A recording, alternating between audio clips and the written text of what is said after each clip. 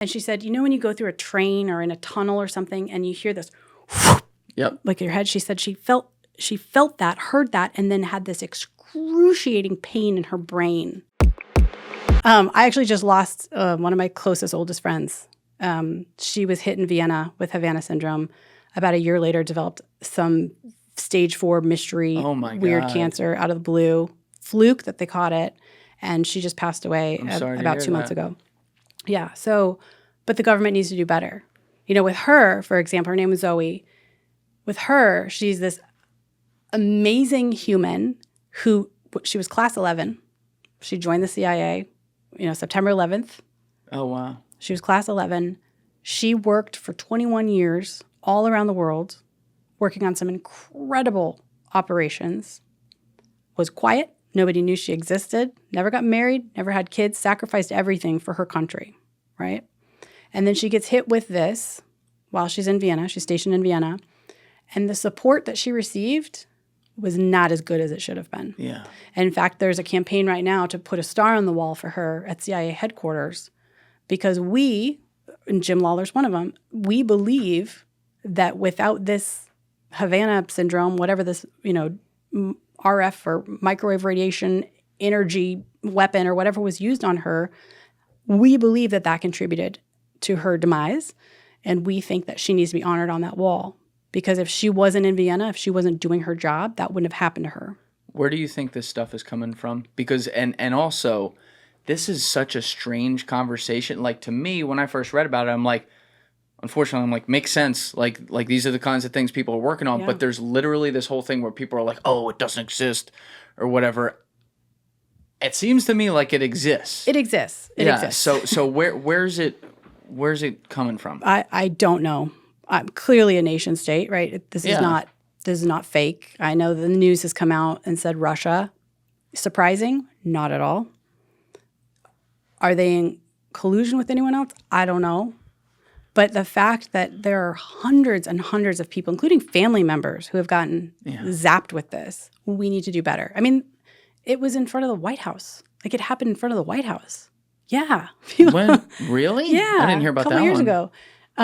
This is very, very real. And when Zoe came back, I remember her talking about, like, when it happened. And she described, like, her bedroom, like, there was a wall, like, windows in front of her bed. Her bed was facing the windows.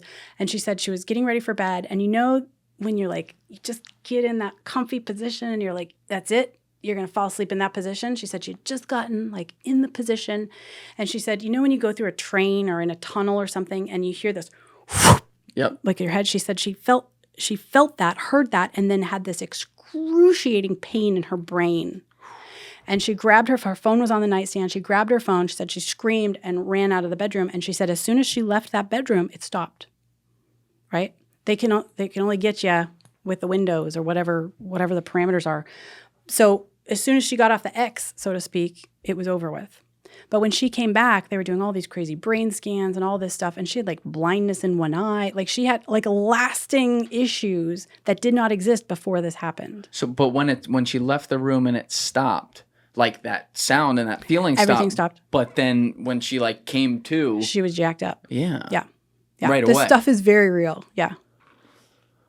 It's scary because it's like, okay, right now it's something where the X is focused on one, they can get into one room or something, but how close are we to where, you just put off a pipe bomb? But think about all of the people that work for the State Department or the CIA or the DIA or what have you, and they're bringing their families overseas just to do their job, right? And these people, their little kids are getting hit. Those kids didn't do anything.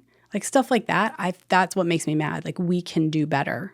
And they're not, and as you said, and I've heard this story, I think even, I hope I get this right because it's been a while, but I think even Mark Polymeropoulos, who has it, who, loved working at CIA and loves the agency and all that, like I believe he even has a huge issue with the lack of support that he's gotten because that ended his career. Yeah, absolutely. Yeah, very true. He knew Zoe too. Yeah. See, that's something there smells. No, absolutely. But I just get really angry because I know what I gave up, right? Mm-hmm. And I left so that I could have kids. I left so I could build my own little family. especially as a woman, like, and it's different, men and women in this field, it's very, very different. What you put up with, what you deal with, all of that. And so for people like Zoe to give up your whole life and dedicate your whole life to your country, to your government, and then to just be dropped, right, and told like it's in your head, it's not real. Yeah, like that's what makes me mad. That's not. You also have like all these different people from all different ends of the intelligence spectrum who are getting hit with it and reporting it. And, you know, these aren't, no disrespect, these aren't people who like slipped and fell on a crack and are like trying to sue someone for $1 million with the fucking accident attorney. Right. You know, it's not hot coffee in the lap. Right. Yeah, this is real. Yeah, they're getting really fucked up by it. I'm really sorry you lost your friend. Thank you. That sucks. I mean, goddamn. You gotta look. This just came out. Wait, do we have something up on the screen? Yeah, this just came out literally today. New report reveals Havana syndrome case numbers. More than 300 Americans treat. Oh, can we click that, Miami Herald? Yeah. Let's try that. All right, go down. Fuck, this always happens. Go back. Oh, that came out yesterday. Yeah, let's see. This one's 2 minutes ago. Yeah, let's do this one. How funny. What was that headline? Let's see. Report reveals 300 plus people, including children, affected by mysterious Havana syndrome. Now let's go down. Sorry. All right, a new report to Congress revealed that more than 300 people, including children, are facing an invisible enemy once known as Havana syndrome. The fuck now I think name? they're calling it something else. Oh, I think it's like AHI. Oh, God. Anomalous health issues. What are we like? What's anomalous health incidents. What's the Havanophobia or something? They're probably going to make that up. All right. The report issued by the Government Accountability Office said 334 U.S. government employees and family members, including 15 children, suffer from anomalous health incidents, or AHI, often categorized by severe headaches, blurred vision, and vertigo. The exact source of the ailments is unknown. In 2016, Department of State staff at the U.S. Embassy in Havana, Cuba, began experiencing a sudden onset of symptoms, usually following a loud sound. One of the affected, Kate husband, who served as a State Department consular officer in Havana until her diagnosis led her to retire on medical disability, spoke exclusively to NBC News in 2021. Quote, "It was persistent, the same level all the time, very, very loud. It's nothing you could sit with," she said.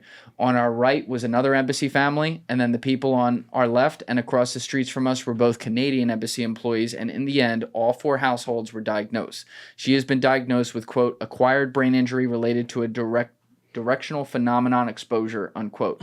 Although it was dubbed Havana syndrome, cases have been reported around the globe. According to a new report, Americans affected by the mysterious symptoms may struggle to get care, but laws do require the Department of Defense to treat those diagnosed with a poorly understood condition. Those affected often face challenges getting care at home. The report details they are unsure who to contact, have limited benefit information, and experience difficulty scheduling appointments, and say they lack communication from the Department of Defense. Wow, that's fresh off the press. But notice how they're starting to even change the name, right? Instead of UFO, now it's UAP or whatever. Why do we do this? I don't know. Why do we make it more complicated? But I think what's frustrating for those of us who knew Zoe, especially, is that I recently found out that the CIA is paying people who were hit with this. So you're getting payments, like a benefit, but they're still not acknowledging that, that it's real or that it is what it is. They're not coming out with information.